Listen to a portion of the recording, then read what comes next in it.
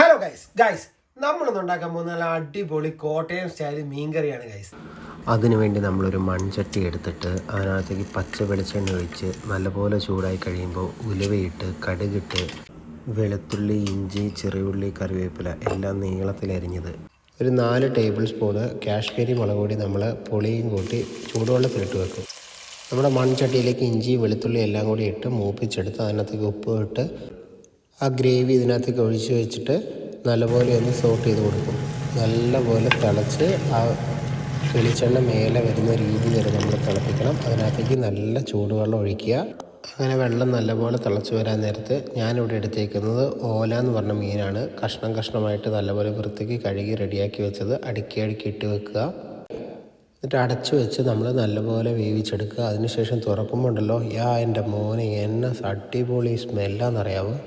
എന്നിട്ട് നമ്മൾ അതിൻ്റെ മേലേക്ക് കുറച്ച് പച്ച വെളിച്ചെണ്ണ ഒഴിച്ച് വെക്കുക. അതിനുശേഷം കുറച്ച് കറിവേപ്പില ഉണ്ടല്ലോ, കയ്യിലൊന്ന് ജസ്റ്റ് ഒന്ന് തിരുമിയിട്ട് അതിൻ്റെ മേലെ ഒന്ന് വിതറി കൊടുക്കുക. അതിനുശേഷം വീണ്ടും ഒന്ന് തിളച്ച് വരുമ്പോഴത്തേക്കും നല്ല അടിപൊളിയായിട്ടുണ്ടാവും. മീനൊക്കെ നല്ലപോലെ വെന്ത് കഴിഞ്ഞതിന് ശേഷം അടച്ചു വെക്കുക, തീ ഓഫാക്കുക. കുറച്ച് നേരം കഴിഞ്ഞ് നോക്കുമ്പോൾ നോക്കിയേ അടിപൊളി സാധനം. വാവ്, ഏത് ലുക്കില്ലേ.